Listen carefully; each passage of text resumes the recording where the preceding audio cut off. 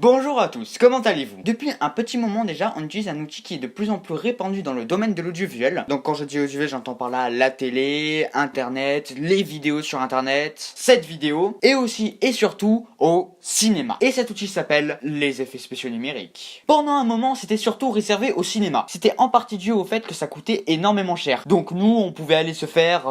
Alors que maintenant, c'est devenu accessible pour à peu près tout le monde. Un ordinateur ou un simple téléphone et vous pouvez déjà faire des effets spéciaux numériques. D'ailleurs, pour cette vidéo, on utilisera plutôt le terme CGI. CGI qui est littéralement Computer Generated Imagery, ou la magnifique traduction image générée par ordinateur. Waouh, ça envoie du lourd. C'est tout ce qui désigne ce qui a été fait sur ordinateur. Si ce sont des effets comme par exemple de la fumée fait avec une machine à fumer, bah ça n'a pas été fait sur ordinateur, donc on parle d'effets pratiques ou d'effets spéciaux mécaniques. Mais si je vous parle de ces derniers et surtout des CGI, c'est parce qu'il y a un grand débat autour d'eux. Et aujourd'hui on va voir que non, les CGI ne sont pas si mauvais que ça. Ils sont même bien. Ok, c'est bon, j'ai déjà perdu un tiers de mon audience. Premièrement, la création. Les CGI vous permettent de concevoir ce que vous voulez.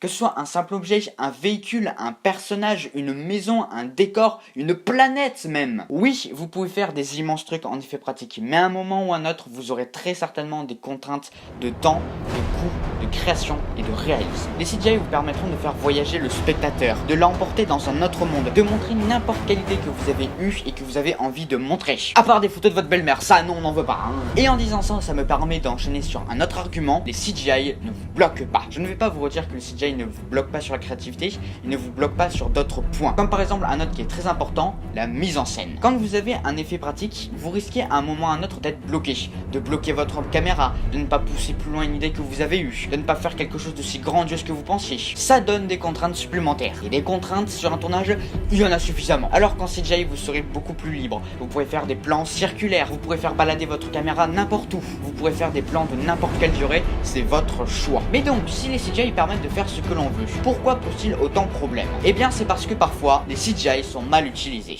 Les CGI, c'est un peu comme la cuisine, ça prend du temps. Oui, bon d'accord, ok, c'était pas la meilleure comparaison, je fais ce que je peux, voilà. Certains films contiennent des CGI sur quasiment tous leurs plans, mais n'ont même pas un an de post-production. Ouais, les mecs qui ont travaillé sur les effets spéciaux ont dû décéder à la fin. Et t'en as d'autres qui vont carrément oublier le scénario et l'histoire. Ouais, eux ils oublient la base, hein, tu sais pas trop ce qu'ils font là. Vos créations peuvent avoir énormément de CGI, mais prenez le temps. Et le temps c'est important.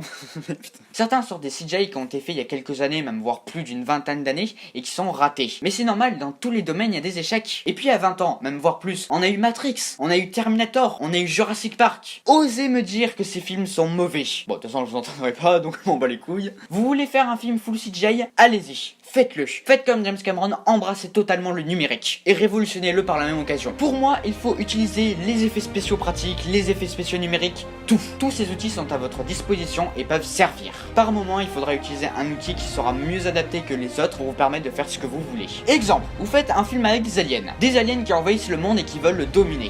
Of course! Mettez les gros vaisseaux en CGI, ainsi que les bâtiments ou les destructions de bâtiments, parce que oui, sinon ça va faire un petit peu trop augmenter le budget. Mais mettez des voitures qui explosent sur votre tournage. Comme ça, vous aurez des exemples à reproduire en numérique. Ce sera plus facile, plus réaliste et plus grandiose. Vos acteurs pourront même mieux comprendre ce qu'il se passe. Et puis, faire péter des bagnoles sur un tournage, bah c'est toujours drôle. Voilà, cette petite vidéo est à présent terminée. N'hésitez pas à la liker, à la partager, à la commenter, à vous abonner, à activer les notifications pour suivre les prochaines vidéos. Si vous voulez débattre sur les CGI, les effets spéciaux pratiques, le cinéma ou autre chose, ça se passe dans les commentaires. Bon, évitez de débattre sur autre chose qui est en rapport au cinéma, parce que bon, les biscuits, ça va un moment. Oui, le Queen Amman c'est bon, mais voilà, on n'a pas besoin de faire un débat. Bref, moi sur ce, je vous dis portez-vous bien, et à une prochaine. Salut.